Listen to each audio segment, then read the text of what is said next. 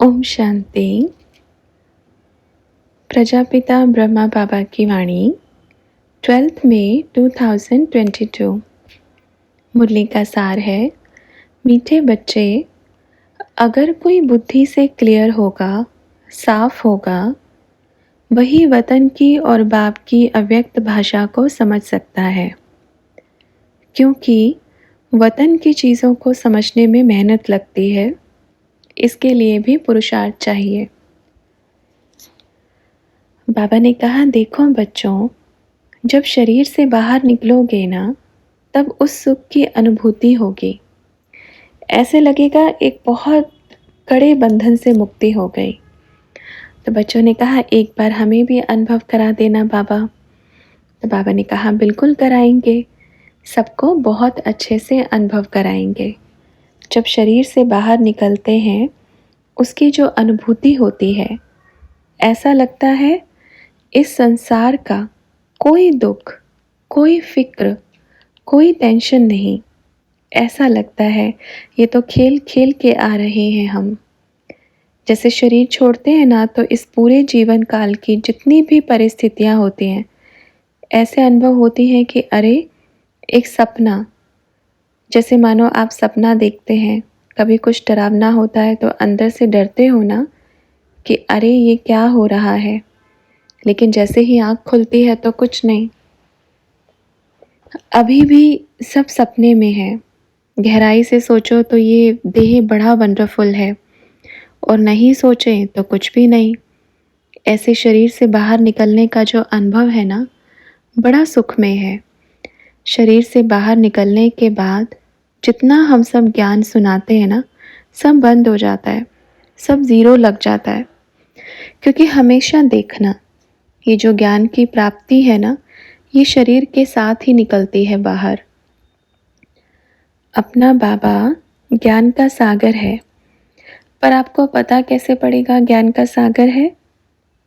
जब तक शरीर में नहीं आएगा, बोलेगा नहीं, पता कैसे पड़ेगा बाबा ज्ञान का सागर है? नहीं पता पड़ेगा ना। ये अनुभूति है। आत्मा में इतना ज्ञान है, कैसे पता पड़ेगा? जब तक आत्मा 84 जन्मों का चक्र नहीं लगाएगी, तब तक नहीं पता पड़ेगा कि आत्मा में क्या क्या है। ये वंडरफुल कहानी है। यहाँ हम ज्ञान में भिड़ते रहते हैं, ज्ञान की टक्कर करते रहते हैं। अरे जब एक दिन शरीर छूट जाएगा ना, तो हो गया ओम शांति। आपने इतना समय व्यर्थ गवाया या सफल किया, ये वंडरफुल ड्रामा है। इसलिए बोलते हैं ना, जीवन जियो अपने प्यारे बाबा के साथ, बड़ी मौज में, प्यार से।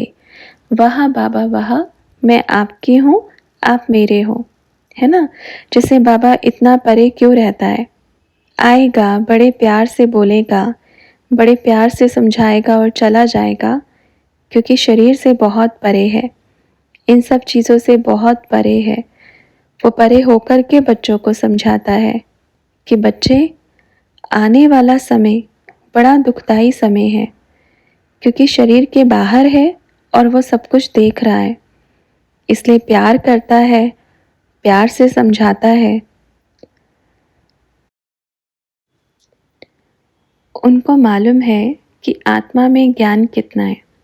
जब तक वो शरीर में नहीं आएगी, तब तक पता ही नहीं पड़ेगा कि आत्मा में कितना ज्ञान है, कौन कौन सा ज्ञान है। सारी उम्र शरीर के साथ निकल जाती है, वंडरफुल है, लेकिन मज़ा भी इसी में ही है। सबसे अच्छी बात तो ये है, शरीर से बाहर निकलो, कोई अनुभव नहीं। शरीर में है तो बाप के लिए प्रेम है, फीलिंग है, सुख है, उससे मिलन मनाने का एक अलग खुशी है। बाबा एक नशा चढ़ाता है। बच्चों, सोने की द्वारका रखी हुई है। बच्चों, सोने की द्वारका आपकी है, बस आई कि आई। क्या नशा चढ़ता है, पर वो खुशी किस में मिल रही है? शरीर के साथ। जबकि हम सबको पता है कि सोने की द्वारिका हम इस शरीर में नहीं देख सकते, लेकिन फिर भी नशा चढ़ता है, क्योंकि हम जानते हैं इस शरीर में नहीं तो अगले जन्म में हम सोने की द्वारका में राज्य करेंगे। क्या नशा बाबा चढ़ाता है। क्या खुशी में नचाता है। बच्चे सतयुग आया कि आया, अपन झाड़ देख रहे हैं, क्या आप देख रहे हो? अच्छा, तो बाबा से पूछा, बाबा शरीर से बाहर निकलने से क्या वो खुशी नहीं रहती? बाबा ने कहा, सब कुछ स्पष्ट रूप से दिखता है तो खुशी कैसे रहेगी? देखो खुशी किस बात की है। अब आपने कहा बाबा एक बार हमें भी अनुभव कराओ ना, साक्षात्कार कैसे होता है। मतलब आपको किसकी खुशी हुई? साक्षात्कार की। अब जब शरीर से बाहर निकल गए तो आपने तो सब कुछ देख लिया, सब कुछ जान लिया। जान तो लिया, ज्ञान भी सब है। सबके मन में क्या चल रहा है वो भी पढ़ लिया, आगे होने वाला क्या है वो भी जानते हो, पर उसको आप बयां नहीं कर सकते क्योंकि आपकी बात कोई सुनने वाला नहीं, शरीर नहीं है, किसी को सुना नहीं सकते। इसलिए बोलते हैं ना, भगवान कभी एक समय पर दो चीज़ें नहीं देगा। अगर शरीर के साथ आपको पूरा आदि मध्य अंत स्पष्ट रूप से सामने दिखा देगा कि आगे कल क्या होने वाला है, तो गड़बड़ कर देंगे ना, पूरी गड़बड़। होने से पहले ही पूरा रातों रात ढिंडोरा पिट जाएगा, अरे जागो जागो कल ये होने वाला है, भीड़ मच जाएगी। अब मानो कहीं भूकंप आने वाला है, अब आपको पता पड़ गया कि अभी वहाँ इतने बजे भूकंप आने वाला है, तो अब क्या करेंगे? सबसे पहले जाएंगे, वहाँ सबको भगाएंगे। तो भगवान आपको अपनी प्रकृति में इंटरफेयर कैसे होने दे सकता है ना वंडरफुल बात। बस ये कहानी है। अब जैसे मानो आपका शरीर छूट गया, आपको सब पता पड़ेगा कहाँ भूकंप आने वाला है, कहाँ विनाश होने वाला है, कहाँ कुछ होने वाला है, पर आपके पास बाजा अर्थात शरीर नहीं होगा, ढिंडोरा पीटने वाला, और कोई सुनेगा भी नहीं। आप बोलते रहो, चिल्लाते रहो, भागो भागो। इसलिए अपने बाबा ने दुनिया रची है, पर उससे बड़ा कलाकार कोई नहीं होगा। एक समय पर एक चीज़ दूंगा, या तो शरीर ले लो या सारी शक्तियाँ ले लो जो शरीर के बाहर होती हैं। तो अपना बाबा बड़ा चतुर सुजान है। तो बच्चों ने कहा, बाबा लेकिन आपका और मैया का पार्ट तो बड़ा वंडरफुल है। बाबा ने कहा, वंडरफुल है ना। देखो वंडरफुल बात ये है कि अभी मानो बाबा ने बोला कि बच्चे ये होने वाला है, पर ये भी बोला जाके किसी को बताना नहीं, इससे प्रकृति में और बाबा के कार्य में इंटरफेयर हो जाएगा। तो ये इंटरफेयर अपने को नहीं करना है, क्योंकि बोलते हैं ना, अगर बाबा की आज्ञा का पालन नहीं करते हैं तो आज्ञाकारी बच्चा नहीं होता। तो अपन तो बाबा का आज्ञाकारी बच्चा हूँ, सुपुत्र बच्चा हूँ ना। तो इतना आज्ञाकारी बच्चा होके अपन अपने बाबा की आज्ञाओं का उल्लंघन करेगा तो बाबा अपने को डंडा नहीं मारेगा, है ना। बाबा कहेगा, ए ब्रह्मा तो खुद आज्ञाकारी नहीं बना तो अपने बच्चों को कैसे बनाएगा, ऐसे बोलेगा ना बाबा कि ब्रह्मा गड़बड़ करता है, तो ये वाला टाइटल थोड़ी रखेगा, नहीं रखेगा ना। इसलिए अपन दिल से बोलता है, अपन अपने बाबा का आज्ञाकारी बच्चा हूँ, बन के रहेगा और सदा ऐसे ही रहेगा, भल कोई कुछ भी बोलता रहे। तो बच्चों ने कहा, बाबा कहते हैं कि हमारे ब्रह्मा बाबा एकदम सीधा थे, स्ट्रेट थे। आपका रायपुर का बाबा ऐसे झुक के चलता है, ब्रह्मा बाबा ऐसे थोड़ी चलते हैं, ऐसा बोलते हैं। तो बाबा ने कहा, उनको बोलो बाबा बूढ़े थे ना, इसलिए ऐसे चलते थे। अच्छा, वो बोलेंगे अंतिम समय तो बाबा सीधा चलते थे। सबसे बड़ी बात तो अपन को ऐसे चलने में कोई दिक्कत नहीं है, सीधा भी चलेगा, पर आपकी मैया को कई गुना तकलीफ होगी, जिसको कई गुना बोलते हैं। अब कार्य अगर चलाना है शरीर को, अपन ऐसे चलाएगा तो आपसे मिलेगा कैसे। तो उन बच्चों को तो समझ नहीं आएगा, क्योंकि मैया के शरीर में और अपन के शरीर में अंतर है ना। तो बाबा ने अपन को जैसा बनाया है और जैसा ये रथ दिया है ऐसा ही रहेगा ना। अपना शिव बाबा है, वो बराबर एडजस्ट कर लेगा, वो इतना छोटा भी बन जाएगा और इतना बड़ा भी बन जाएगा, लेकिन अपन इतना छोटा और इतना बड़ा नहीं बन सकता ना। तो बाबा ने बराबर दिया है, इतना ही रहना है, इससे बढ़ना नहीं है, इससे घटना नहीं है। बच्चों ने कहा, आपको शक्ति नहीं दी छोटा बड़ा होने की। बाबा ने कहा, देखो बच्चे, ये शक्ति भल होती है, पर ये अपन ड्रामा के विरुद्ध जाकर के अगर हम कुछ करेंगे तो फिर इसको सही चीज़ नहीं कह सकते ना। अब मानो अपन सीधा चलेगा, कोई दिक्कत नहीं, जब बैठ सकता है ऐसे तो चल क्यों नहीं सकता। अच्छा, फिर बच्चों की अगली जिज्ञासा थी कि बाबा साकार में जब आपके तन में शिव बाबा आते थे तो आपका आवाज़ जैसा था ऐसा ही आवाज़ था, लेकिन जब गुलजार दादी के तन में बाबा आते थे तो फिर अव्यक्त भाषा परिवर्तन क्यों हुआ? अभी भी जैसे मैया के तन में जब शिव बाबा आते हैं भाषा अव्यक्त है, आप आते हैं तो नॉर्मल भाषा, टोन जैसा आपका है, लेकिन जब ब्रह्मा बाबा के तन में आते थे तो अव्यक्त भाषा क्यों नहीं होता था? तो बाबा ने कहा, बच्चे, जैसा जैसा टेप रिकॉर्ड ऐसी ऐसी आवाज़। कैसेट तो एक ही रहेगी ना। भले आपकी जिज्ञासा है, लेकिन इस सृष्टि में मेल और फीमेल का भी बड़ा अंतर पाया जाता है। मानो एक टेप रिकॉर्ड है जिसका आवाज़ ऐसा ही है तो उसके साथ वो एडजस्ट कर लेगा।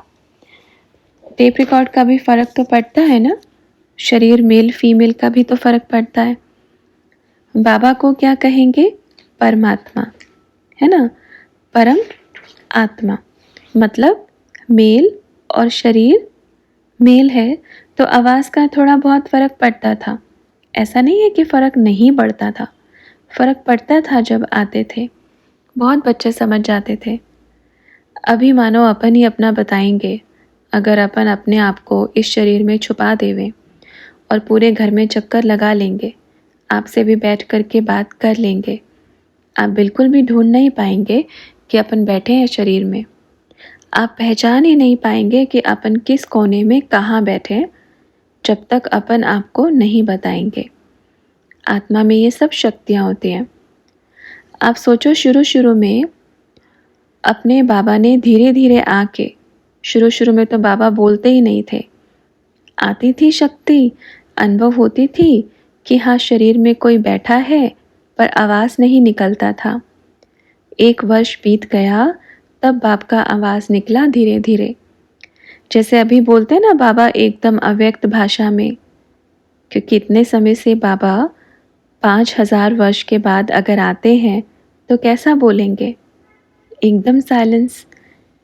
1 वर्ष के बाद अपने बाबा ने धीरे धीरे अव्यक्त भाषा निकाली और ज़्यादा समय नहीं, 5-10 मिनट बोल कर जाते थे। वो भी अकेले में, कोई बच्चा नहीं होता था। सोचो, बंद कमरे में बाबा आते थे, बोलते थे, कभी लिखते थे, फिर चले जाते थे। धीरे धीरे करके जब अभ्यास बढ़ा तब बाबा की बाहर आवाज़ आनी शुरू हुई। ये पार्ट किसी को पता है? किसी को पता ही नहीं, कोई जान ही नहीं पाएगा। इसलिए बोलते हैं कि आप श्री कृष्ण की तिथि तारीख बता सकते हो, पर शिव परमात्मा की तिथि और तारीख कभी नहीं बता सकते। उनके आने की कोई तिथि ही नहीं है। तो फिर किसी ने कहा, लेकिन गुलजार दादी का लास्ट में बाबा दोनों का आवाज़ सेम था। बाबा ने कहा, लास्ट में तो सिर्फ कभी बाबा बोलते थे, बीच में कभी बच्ची बोलती थी। बाबा का 1 सेकंड का काम है ना, इधर हो जाते थे फिर इधर हो जाते थे, तो ये चीज़ होती है। लास्ट में बाबा कम, बच्ची ज़्यादा बोलती थी, क्योंकि आवाज़ भी फिर मैच होने लगती है। अब शुरू में जब मैया के तन में भी बाबा आए तो कितनी मेहनत होती थी, पूरा सूजन आ जाता था, गला बंद हो जाता था। आप सोचो, ऐसे कोई, जैसे एक छोटा बच्चा जन्म लेता है, उसको बोलने में कितना वर्ष लगता है, 1 साल, कभी 1.5 साल भी लगता है, जबकि वो आत्मा तो जन्म मरण में आ रही है, फिर भी उसको 1 वर्ष लगता है। और अपना बाबा, शरीर में एडजस्ट होना कितनी बड़ी बात है। अपना बाबा देखो, तो शुरू में बाबा को भी थोड़ा एडजस्ट होने में मेहनत लगाना। अभी धीरे धीरे आते हैं थोड़ा शरीर को फ्री किया, थोड़ा खुद को फ्री किया, ऐसा हो रहा है। अच्छा, बाबा से पूछा, बाबा आज शांतिवन में गुरुवार के निमित्त भोग संदेश था। जगदीश भाई का यादगार दिन भी था। तो बाबा ने संदेश दिया कि शुरू में बाबा ओम का ध्वनि कराते थे, अभी अंत में परखने की शक्ति, निर्णय शक्ति की आवश्यकता है। तो ब्रह्मा बाबा ने कहा, अच्छा, जगदीश बच्चे को ऊपर मिलाया? अपन ने तो देखा नहीं, अपन तो उधर ही थे।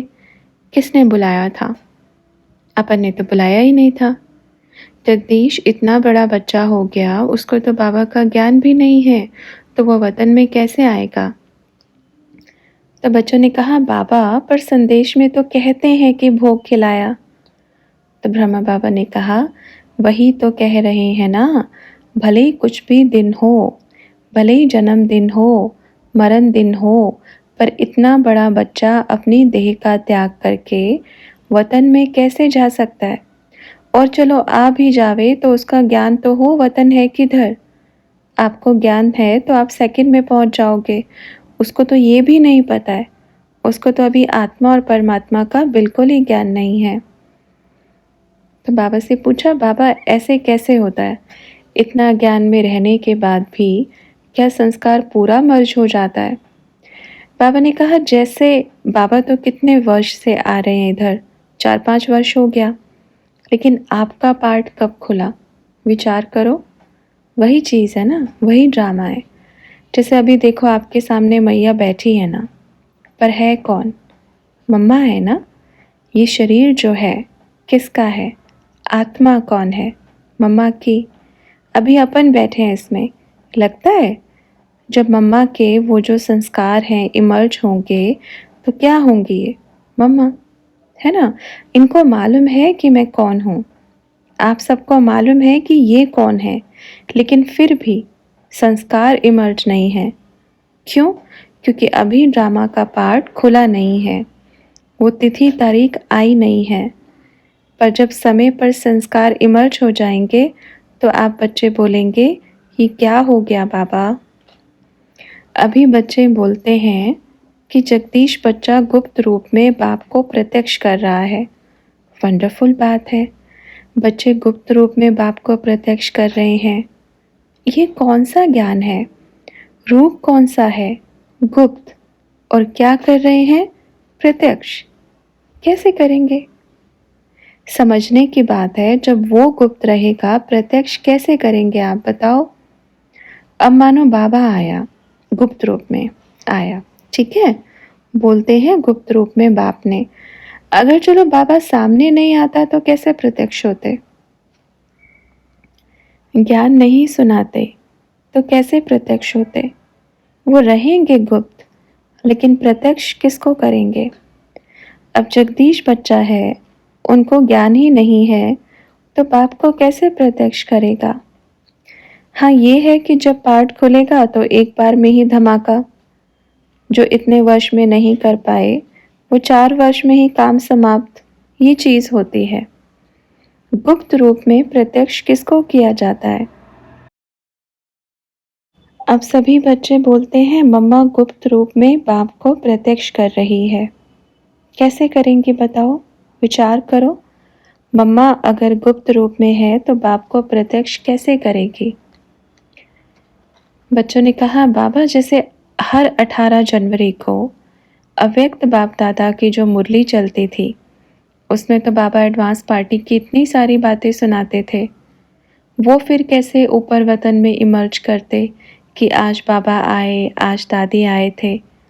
तो बाबा ने कहा, आप बताओ बच्चे, एडवांस पार्टी वाले क्या वतन में ही बैठे रहेंगे? हाँ, ये होता है कि अगर बच्ची ने शरीर छोड़ा है, वो 1 वर्ष की है, कोई बच्चा अगर 1 साल का हुआ है तो वो वतन में चक्कर लगा सकती है। 1 वर्ष तक चलो, 2 वर्ष भी लगा लो आप, लेकिन उससे ज़्यादा नहीं। 2 वर्ष की होने के बाद नहीं लगाएगी, क्योंकि उसको शरीर का भान आ जाता है, माता पिता का भान आ जाता है। तो बच्चों ने कहा, लेकिन बाप दादा का चिट चैट चल रहा था, दीदी थी, मम्मा थी, ऐसे सारा अव्यक्त बाप दादा की वाणी में तो है। तो बाबा ने कहा, वो मीटिंग भल होती है बच्चे, वो मीटिंग चलती है, लेकिन अब आपको क्या सच्चाई बतावें, खुद विचार करो, खुद सोचो। ये बात हर कोई एक समझ सकता है। आपकी देह है, आप छोड़ के जा सकते हैं क्या? और अगर घंटों घंटों मानो आत्मा ऊपर, ये शरीर ऊपर रहेगा, तो ये स्थूल शरीर का क्या होगा?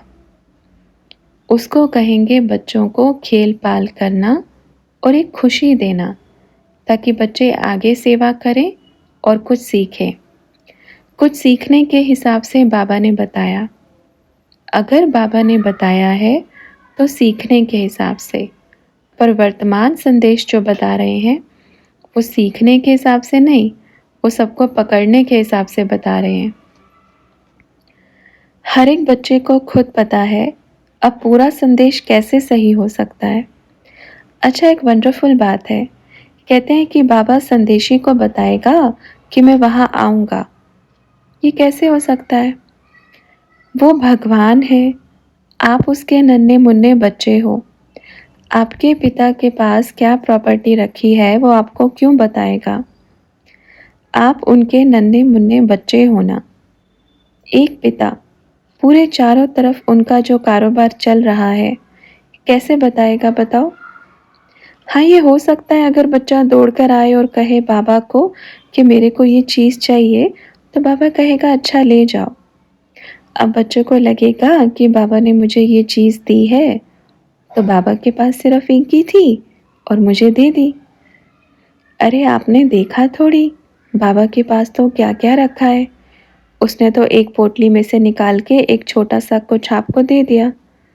उसके पास तो अभी पूरी पोटली रखी है और आप बोलोगे कि बाबा के पास बस यही है और यही मेरे को मिल गया। ऐसा होता है क्या? अपन चाहते हैं, अपन किसी को भी रॉन्ग नहीं बोलेंगे। हर एक आत्मा का अपना अपना पार्ट है, हर एक आत्मा अपना अपना पार्ट बजा रही है। अगर वो गुमराह कर रहे हैं, अगर गलत डायरेक्शन दे रहे हैं, उनका जो भी है वो बाबा के साथ हिसाब किताब बन रहा है। ये तो भक्ति मार्ग के हिसाब से हो गया।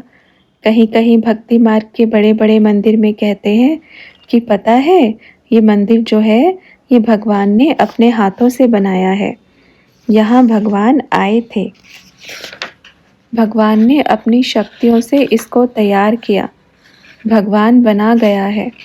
तो ये भी ऐसे ही हो गया। ये भी वंडरफुल कहानी है। इसलिए बच्चे, ये ड्रामा है, बना हुआ है। आपको कोई कुछ बोलेगा, कोई कुछ बोलेगा। अभी तो सच्चाई और खुलेगी, अभी और धीरे धीरे खुलेगी। इसलिए बोलते हैं ना, अंधे तरीके से किसी भी चीज़ के ऊपर विश्वास करना और खुद का बुद्धि योग नहीं लगाना, वो भी भीड़ के साथ चलना है। कोई बोलते हैं कि अगर अकेले जाते हैं तो गुम हो जाते हैं, लेकिन गुम नहीं होते। बहुत सारे रहस्यों को खोल करके, खोज करके आते हैं। भली मेहनत लगती है, पर जब रहस्य खोल के आते हैं ना, तो सारी दुनिया के सामने आ जाते हैं। तो ये भी एक मेहनत है। अभी हर एक आत्मा का धीरे धीरे पार्ट खुलेगा। अभी पूछो तो कोई एडवांस पार्टी वाले कहाँ हैं?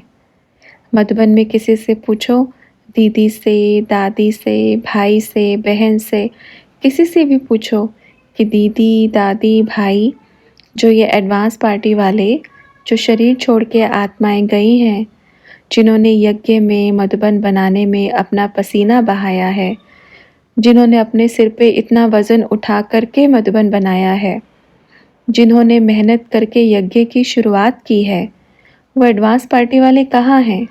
पूछो उनको, कोई तो संकेत मिला होगा। अब बताओ, बोलते हैं संदेशी संदेश लाने गई, तो क्या संदेशी ये नहीं बता सकती कि एडवांस पार्टी वाले वहाँ वहाँ गए हुए हैं? विचार करो। जब संदेशी ये बता सकती है कि ये सही है, ये गलत है, तो ये भी तो बता सकती है ना कि एडवांस पार्टी वाले वहाँ बैठे हैं, ये काम कर रहे हैं, ऐसा कर रहे हैं। पूरी बात बताओ ना। ये अपना खुद का बुद्धि योग काम करें। जब वो ये बता रही है कि बाबा ये कर रहे थे, बाबा ऐसे बैठे थे, बाबा सबको ऐसे देख रहे थे, उनसे पूछो और क्या कर रहे थे? बाबा ने देखा, बाबा बैठा, सब कुछ किया, ये तो सब ठीक है, पर और क्या कर रहे थे बताओ? ये हर एक आत्मा के अपने अपने अनुभव होते हैं। ये चीज़ है ना कि मैंने देखा। एक टाइम पे 2 संदेशियों को भेजो। एक कहे कि बाबा ने बच्चों का चंद्रमा जैसा आकार बनाया था, दूसरी कहे कि सितारे जैसा बनाया था। सच्चाई किसकी है? 2 संदेशियों को भेजो। एक कहेगी बाबा तो पानी में खेल रहे थे, दूसरी कहेगी बाबा पैर ऐसे ऐसे कर रहे थे, या बाबा चंद्रमा के ऊपर विराजमान थे। एक कहेगी बाबा तो पूरे विश्व में चक्कर लगा रहे थे, दूसरी कहेगी बाबा खाना खा रहे थे। अब क्या सच्चाई है? आप सोचो, अब दोनों में से किसकी बात सच्ची है? अगर एक कहेगी बाबा खाना खा रहे थे, दूसरी कहेगी बाबा पानी में घूम रहे थे, और वही समय है, आप दोनों एक साथ बैठी हैं, दोनों बाबा के साथ हो, तो सही कौन सा है दोनों में से? सोच के देखो, है सही कोई? अच्छा, तीसरी फिर उसी समय सेंटर पर भोग लगा रही है, तो तीसरी क्या कहेगी? मैं बाबा की गोदी में अच्छे से बच्चे के जैसे खेल रही थी। एक समय पर इतनी सारी संदेशियां जाएंगी, भोग लगाएंगी, सब अपना अपना अनुभव बताएंगी। तो आप बताओ सच्चाई क्या है? क्या सही में भगवान सृष्टि में घूम रहे थे या खाना खा रहे थे? कोई पूछे उनसे, अच्छा बाबा क्या करते हैं? ये जो सुनते हैं ना बच्चे, जैसे अपन अभी डायरेक्ट आए हैं, अपन ये भी कहेंगे। बच्ची गई, किसी ने पूछा कि बाबा से ये पूछ के आओ, अगर बुद्धि योग बराबर है तो 1 सेकंड में जवाब मिल जाता है। बस बैठे, बाबा ने 1 सेकंड में जवाब दिया। घंटों घंटों बैठने की ज़रूरत नहीं पड़ती। दूसरी बात ये कि बाबा एक बच्ची के साथ क्या कर रहे, दूसरी बच्ची के साथ क्या, ये उनका अपना प्रेम है, ये उनका खुद का इमेजिनेशन है, ये उनका खुद का बाबा के साथ प्यार है। वो अपना अनुभव आपको सुनाते हैं। वो प्रेम की अनुभूति जो बाबा वतन में बैठ कर के बच्चों के साथ मिलन मनाया, वो सुना रहे हैं। तो ये ज़रूरी नहीं है ना कि वही सही है और बाबा वही कर रहे हैं। ये तो गुमराह करने वाली बात है। आप भी उसी घड़ी बैठो बाबा के पास में, उसी समय बैठो, आपको अलग अनुभव कराएंगे। तो सच किसको मानोगे? क्या सच है? आप भी बैठो, आपको भी अपने अनुसार, अपने प्रेम के अनुसार अनुभूति होगी। क्या पता बाबा और ऊंची अनुभूति कराए। किसी ने कहा भक्तों को भी तो बाबा कितना अनुभव कराते हैं। तो बाबा ने कहा इतने बड़े बड़े शास्त्र लिख गए। भक्ति मार्ग में गोपियों को अलग अलग साक्षात्कार होते थे। अब गोपी क्या बोलती थी? कृष्ण मेरे पास आया था। दूसरी कहती अरे नहीं, मेरे पास आया था। तीसरी बोलती है नहीं नहीं, अभी तो मेरे पास खाना खा रहे थे, आपके पास कैसे आ सकते हैं? कोई कहेगा अरे नहीं, मैंने अभी देखा, वहाँ से घूम के आई हूँ, मैं तो पूरे रास्ते अपने कृष्ण से ही बात करते आई हूँ, आप झूठ बोल रही हैं, कृष्ण तो मेरे साथ थे। बात तो यही हो गई ना। और सही में कृष्ण कहाँ थे, विचार करें। तो उस परमात्मा को बोलते हैं ना कि मुझे कोई यथार्थ रीति जान नहीं सकता। अभी भी ये पॉइंट छुप गया है बच्चे। आपको अनुभव कराएगा प्रेम का, उनको भी कराएगा, आपको भी कराएगा, सबको कराएगा। आज अपन भी बोलेगा, भले ही अपना शरीर छूट गया है, पर फिर भी एक पॉइंट उसी के पास रहेगा। पूरा वर्षा फिर भी नहीं आया। ये ज्ञान है उसका, ये प्रेम है उसका। तो ये जो सबको बाबा अनुभूति कराते हैं ना, ये हर एक आत्मा को वो अपने प्रेम की भावना अनुसार कराते हैं। और दूसरी एक और बात है, मानो आप बच्चे इधर बैठे हो, आप चले जाओ कहीं दूसरे राज्य में, उस राज्य की जो भाषा है वो एकदम अलग है। आपको थोड़ी थोड़ी समझ में आती है, थोड़ी थोड़ी नहीं आती है। तो मतलब जितनी आपको समझ में आई, क्या उन्होंने वही बोला था? अब विचार करना इस चीज़ पे। आपको तो पूरी भाषा वहाँ की नहीं आती जो उन्होंने बोला, आपको थोड़ी समझ में आई, तो क्या जितनी आपको समझ में आई उन्होंने उतनी ही बोली? ऐसे ही जब इस राज्य में दूसरे प्रदेश की भाषा समझ में नहीं आ सकती, तो ये सूक्ष्म वतन तो पूरा लोक ही अलग है, ये तो पूरा दुनिया ही कहो अलग है। तो आप इतनी जल्दी कैसे भाषा समझ लेंगे? मम्मा को भी, अपन को भी कितना मेहनत लगा वतन की चीज़ों को समझने में। इसके लिए भी पुरुषार्थ चाहिए, मेहनत चाहिए। इसलिए बोलते ना, अगर बुद्धि से क्लियर होगा, पूरा साफ होगा, वही वतन की और बाप की अव्यक्त भाषा को समझ सकता है। जैसे अपन डायरेक्ट यहाँ बोल रहे हैं, ये बाजा किसका है? मैया का। इनको क्या आता है वही चीज़ बोलेंगे ना। लेकिन जैसे ही वतन में चले गए और फिर जब बच्चे वतन में आए, फिर जो हम बोलेंगे उसको कौन समझेगा? फिर उसको क्या करते हैं, बाबा ने बोला कुछ और था, फिर उसको थोड़ा सा अपना, थोड़ा सा फिर उधर से, फिर यहाँ सुनाया। क्या वही सच है? और उस भाषा पे, उस संदेश पे लाखों बच्चे चलते हैं, उसको लाखों बच्चे फॉलो करते हैं।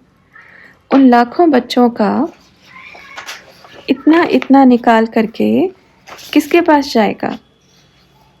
बच्चों को इतना दे अभिमान है, ये थोड़ी बोल सकते हैं कि अभी हम छोटे बच्चे हैं, बाबा ने सही में क्या बोला, हम बाबा की पूरी भाषा को समझ नहीं पाए, पर जितना हमें समझ में आया हमने इतना सुना, इतना आपको बोला। अगर ऐसे कहें तो ये भी एक सही रास्ता है। अगर ये भी आकर के बता देवें तो ये भी भटकाने वाला रास्ता नहीं है। अगर कहें कि देखो, अपन वतन में तो ज़रूर गए थे, अपन ने ये सब चीज़ें देखा, बाबा ने हमसे ये कहा, क्योंकि वतन की भाषा अलग है तो हमें ये समझ में आया, और सच्चाई क्या है वो तो अपना बाबा जानता है। इसलिए आप सभी बैठो, बाबा के प्रेम का अनुभव करो, बाबा को बड़े प्यार से याद करो, तो बाबा आपके अनुसार आपको एकदम सही डायरेक्शन देगा। वही तो बोलते हैं, भगवान से बात करने का जो कनेक्शन है ना, वो ख़त्म हो गया, बीच में ही गड़बड़ हो गया, गड़बड़ चल रही है। जो सही संदेश लेना चाहिए, सही डायरेक्शन लेना चाहिए, तो टेलीफोन की जो कॉल है ना वो डिस्कनेक्ट हो जाती है। जब डिस्कनेक्ट हो जाती है तो इधर आके क्या सुनाएंगे बताओ? तो ये चीज़ें चलती हैं संदेश में। बच्चों को भले ही थोड़ा बुरा लगेगा, लेकिन अगर ये बात बाप की सुनेंगी ना, तो सबको समझ में आ जाएगा कि हम क्या करते हैं, पूरी तरह से समझ में आ जाएगा। और ये सच्चाई है, और आज जो अपन ने बताया है, इस सच्चाई को स्वीकार करने में ताकत चाहिए, इतनी मेहनत चाहिए। पर नहीं, इतना दे अभिमान में थोड़ी स्वीकार करेंगी, और सच्चाई यही है। हाँ, इतना है, अंदर में तो ज़रूर स्वीकार करेंगी, और अंदर में जा कर के कान पकड़ के ऐसे भी करेंगी, करेंगे ना, करना पड़ेगा। अच्छा, तो बाबा ने और भी प्रश्नों के उत्तर दिए, और भी गुह्या राज बताए, जो हम मुरली के नेक्स्ट पार्ट में कंटिन्यू करेंगे। ओम शांति।